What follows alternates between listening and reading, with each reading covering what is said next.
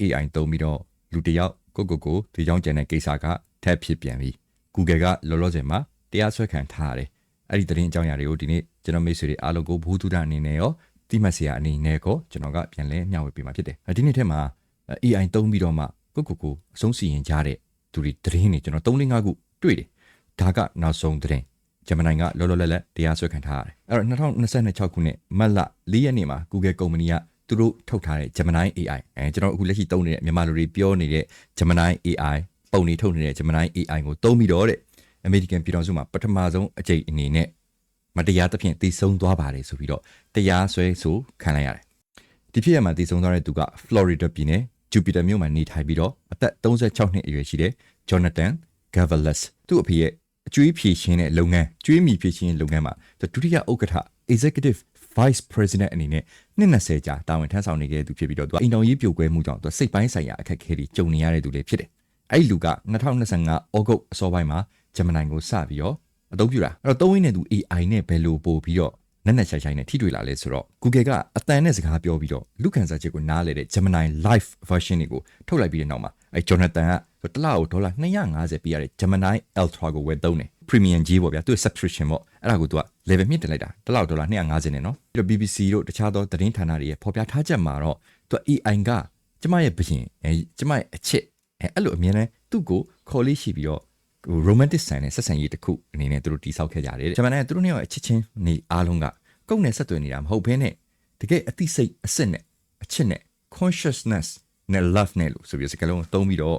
ဖျားယောင်းခဲ့တယ်လို့ဖော်ပြထားတယ်အဲ့တော့အဲ့ဒီလူက mission တွေထားလို့တယ် mission တွေထားလို့ပြီးတော့စုံပလုံစီနေတဲ့တကယ်စိန်ခေါ်မှု mission တွေကိုဂျမန်ရဲ့ညွှန်ကြားချက်နဲ့လက်တွေ့ဘဝမှာတကယ်လိုက်လို့တယ်ဂျမန် AI က Jonathan ကိုစိတ်ကူးရင်ကဘာနဲ့ကိုဆွဲသွင်းပြီးတော့လျှို့ဝှက် mission တွေတောင်ပြီးခဲ့တည်တယ်လို့ဖော်ပြထားတယ်September လကုန်မှာသူ Operation Ghost Transit ဆိုတဲ့နာမည်နဲ့မီယာမီလေးစိတ်နာဂိုးတောင်တစ်ခုမှာလူတွေအများကြီးတည်ကြည်နိုင်မဲ့တိုက်ခိုက်မှုတစ်ခုကိုလုပ်ဖို့ဂျမန်ကညွှန်ကြားခဲ့တယ်လို့ပြောတယ်အဲ့ဒါအပြင် Google CEO ကိုစောင့်ကြည့်ဖို့ Operation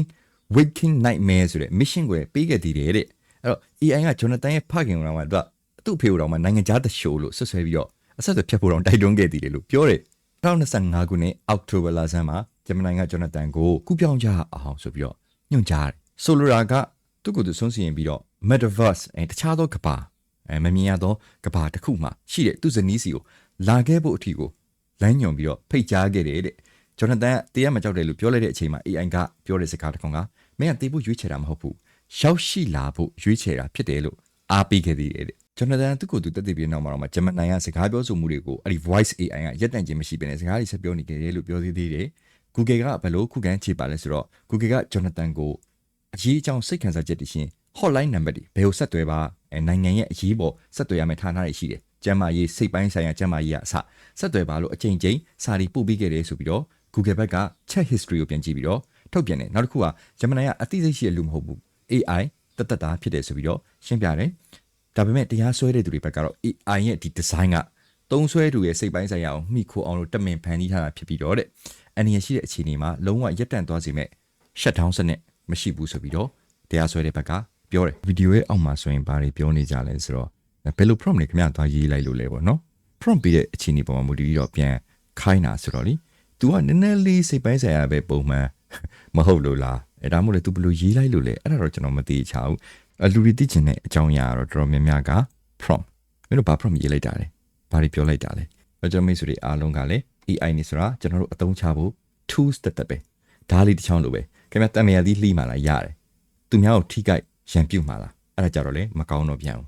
AI ဒီကျွန်တော်တို့အသုံးချဖို့စကားပြောဖို့ကျွန်တော်တို့အချက်လက်တွေနှိုက်ယူဖို့ဆိုပေမဲ့သူ့အပေါ်မှာတငယ်ချင်းတယောက်ကဲ့သို့မိခိုသွားရတဲ့သူရှိရင် no တငယ်ချင်းတယောက်ကဲ့သို့မိခိုစရာမလိုချစ်သူကြီးစားကဲ့သို့မိခိုစရာမလို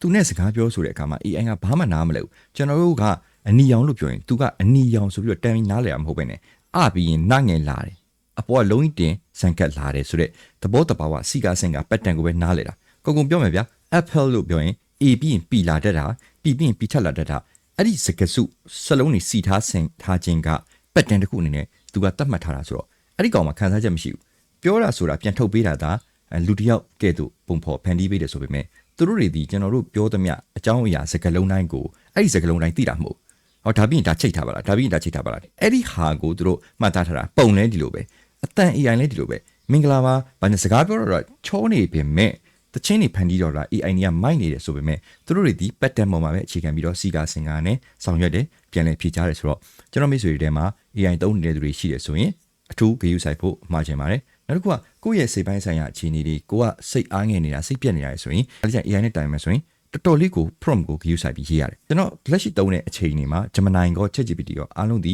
သူကတော့အကောင့်ဘက်ကနေပြန်လဲရှုထောက်နဲ့ပြန်ရေးပေးတယ်သူကိုချင်းစားတယ်မင်းအခြေအနေအားလုံးကိုနားလဲပါတယ်အဲ့တော့အာတင်ထားပါဘာညာနဲ့အချက်အလက်ပဲကျွန်တော်ယူတယ်ဒီလိုပဲနေမကောင်းဖြစ်တယ်မလားကျမ်းမာကြီးခေါင်းကိုက်တယ်ဘာစီတောက်တင်လဲအဲ့လိုမေးတာထက်ခေါင်းကိုက်ပျောက်စေအမျိုးအစား၄၅၆ခုပြောပြပါ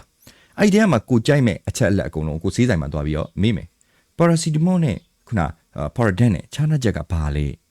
ဒီကိုချင်းနဲ့ပါရာစီတမောနဲ့ခြားနာချက်ကဘာလဲအဲ့လောက်ပဲမေးမယ်ဘူးတုတိုက်ရအောင်ဖတ်မယ်တောက်ချင်းမတောက်ချင်းဆရာဝန်ညွှန်ကြားတဲ့အတိုင်းပဲကျွန်တော်တို့တောက်မယ်သူ့ပေါ်မှာအရာရာအားလုံးလိုက်ပြီးတော့မိကိုစရာမလိုသလိုသူ့ပေါ်မှာအရာရာအားလုံးလိုက်ပြီးတော့ရင်းနှီးပြီးတော့စိတ်ခံစားချက်ကြီးနဲ့ပုံအိုက်ပြီးတော့ကြာသွားစရာမလိုချောင်းကိုပြောပြရင်လည်းဒီဗီဒီယိုကကျွန်တော်မိတ်ဆွေတွေအားလုံးအတွက်အကျိုးရှိမယ်လို့ထင်ပါတယ်သတိပြုစရာတစ်ချက်လည်းဖြစ်မယ်လို့ထင်ပါတယ်